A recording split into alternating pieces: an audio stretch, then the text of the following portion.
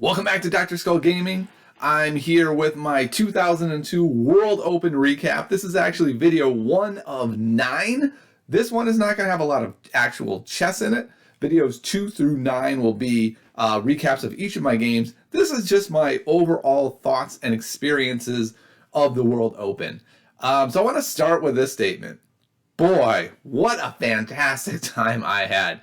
The World Open was probably my favorite chess experience, certainly my favorite since coming back. At this event, I was able to hang out with a lot of friends in between rounds. The hashtag ChessPunks community on Twitter was there. I could walk around the gaming hall and look at various people's games throughout the day, feel like I had the moral support of a lot of people in the room. As I was walking around in between games, lots of people would come up to me, talk to me about the Chess Journeys podcast. So it really was a great time, and I had a lot of fun. It was also an emotional roller coaster. This is something that I need to improve on, I think.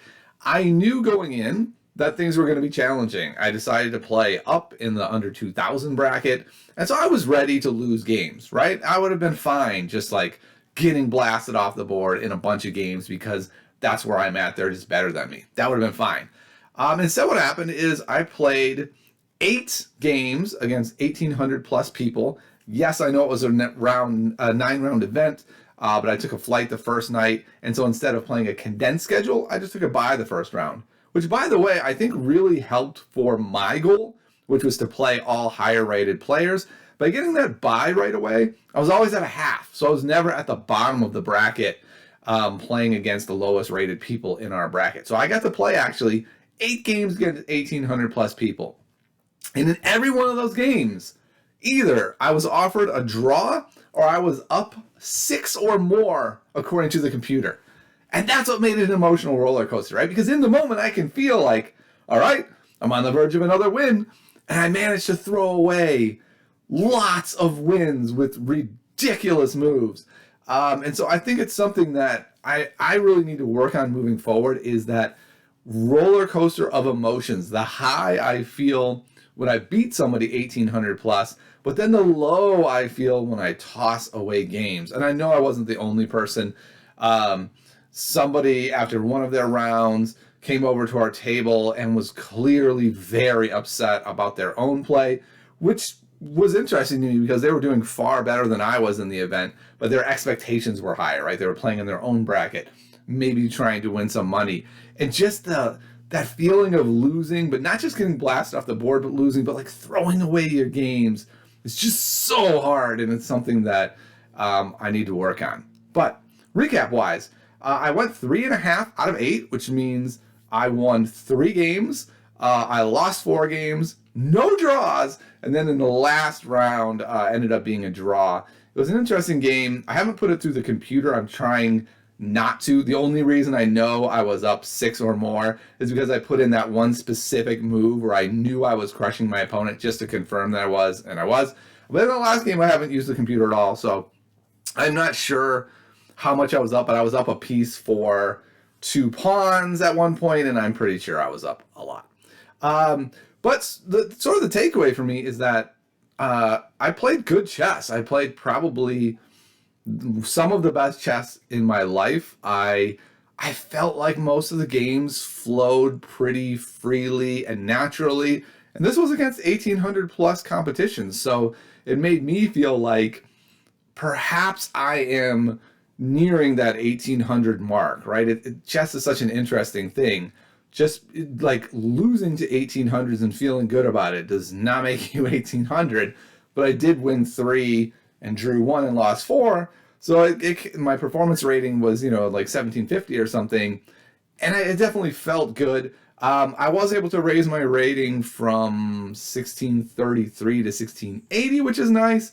But again, like rating isn't what I'm after, unless that rating is 2,200, and that would be great. Actually, even 2,000 would be great. But the difference to me between 1,633 and 1,680 is just kind of like, cool. It's nice to see that number going up. It means I'm making progress, but it's not like the goal is just to see that number going up. One of the interesting things about this event, though, is I was hoping to learn a lot during this event. And in some of the games I did. But in some of the games, the way I lost was so horrendous. It was like what I learned was getting punched in the face is bad. But it's like I already knew that, right? Like I already knew blundering pieces is a bad idea. But what I did take away from it was that as we'll see in the next recaps, pretty much all of those horrible losses were me calculating lines and then getting cute, being like, I did my calculation. Here's a great example of one of those moments. I have it up here where I did this calculation. I actually forced a pawn trade. That's why my opponent's last move was that pawn was actually taking my pawn, because I was going to trade off the bishop. The queen takes the bishop. I take the pawn. I am now up a pawn, and I have, a pretty darn good position. I'm feeling quite good in this position. I'm up the exchange, and things are looking great, right? Like I can just stick a rook on d8, and things are I'm just in a dominating position here, absolutely dominating. But what happened in this event is that I kept doing this thing where I would do all the calculations and have the move, and then go, whoa, wait, I could force the queens off first. I can just take this pawn first with the queen, and then it forces the queen trade. Why wouldn't I do that? And then not thoroughly calculating that, because in my head, I've already done all the calculations.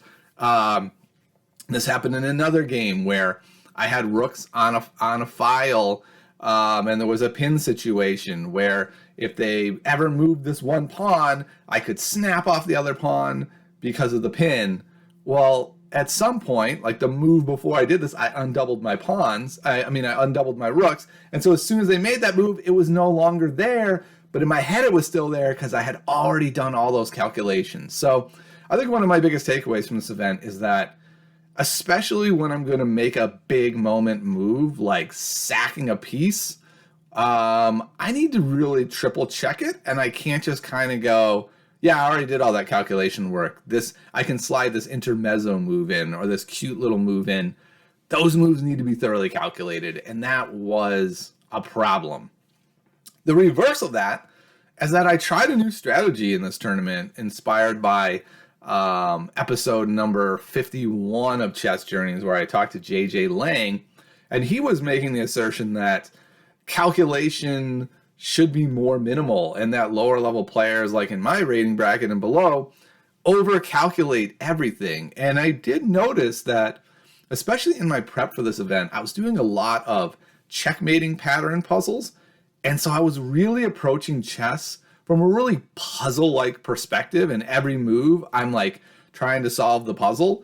And I just stopped doing that, and still calculate a little bit, of course, because I'm not just going to blindly throw moves around.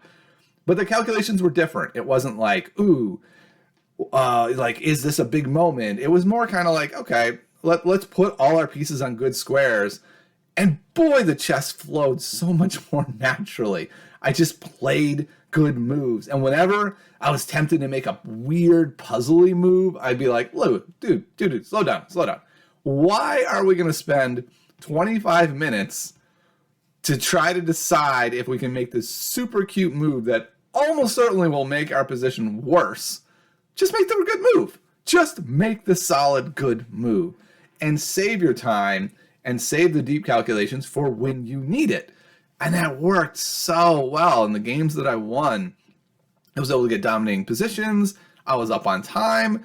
And then when there was that actual like puzzle-like situation or a critical move where there were really critical branches, I was able to take the time and really dive in. So that approach was incredibly helpful, and it really helped propel me to have really a wonderful tournament. So I know you might at home be thinking like 3.5 out of 8, not super wonderful tournament.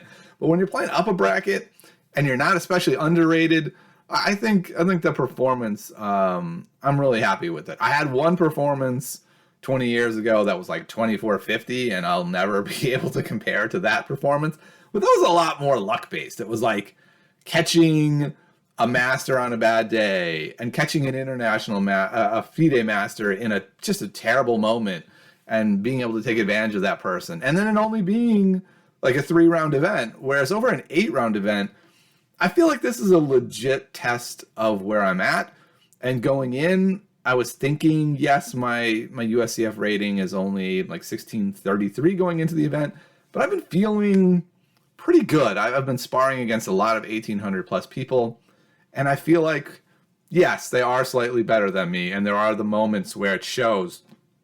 But overall, I've been feeling like I was doing quite well. And so this tournament in many ways is a validator for me that I am improving, right? That my journey is what I want it to be, which is a slow and steady upward climb, and I feel like I'm on it. So I guess the takeaway from this first video of the recap is the World Open was really fun.